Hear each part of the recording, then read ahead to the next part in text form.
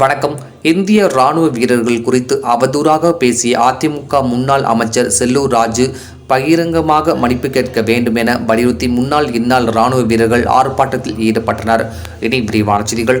இந்திய பாகிஸ்தான் இடையே அண்மையில் நடைபெற்ற சிந்தூர் ராணுவ தாக்குதல் குறித்து அதிமுக முன்னாள் அமைச்சர் செல்லூர் ராஜு ராணுவ வீரர்கள் என்ன செய்தார்கள், அனைத்தும் செய்தது பிரதமர் நரேந்திர மோடி தான் என ராணுவ வீரர்கள் குறித்து அவதூறாக பேசினார்.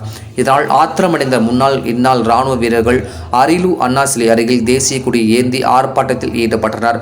ஆர்ப்பாட்டத்தில் ராணுவ வீரர்கள் குறித்து அவதூறாக பேசிய செல்லூர் ராஜு பகிரங்கமாக மன்னிப்பு கேட்க வேண்டும். அதுவரை ராணுவ வீரர்களின் போராட்டம் தொடரும். தங்களது உயிரை துச்சம் என நினைத்து நாட்டின் பாதுகாப்பிற்கு இரவும் பகல் பாராது கடும் குளிரிலும் பணியாற்றும் ராணுவ வீரர்களை அவதூறாக பேசியது கண்டிக்கத்தக்கது என கூறி ஆர்ப்பாட்டத்தில் ஈடுபட்டனர்.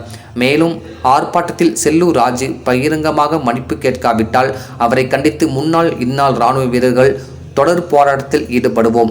அவரை வீட்டை விட்டு வெளியே வர முடியாத அளவிற்கு எங்களது போராட்டம் தொடரும் எனவும் எச்சரித்தனர்.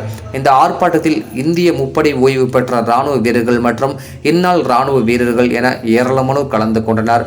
டிஎன் செய்திகளுக்காக அரியலூர் மாவட்ட செய்தியாளர் எஸ்பி ரவிச்சந்திரன்.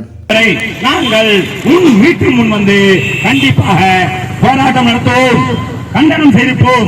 உன்னை வீட்டை விட்டு வெளியே வராமல் நாங்கள் பலவிதமான உனக்கு இன்னல்களை கொடுப்போம் என்று சொல்கிறோம்.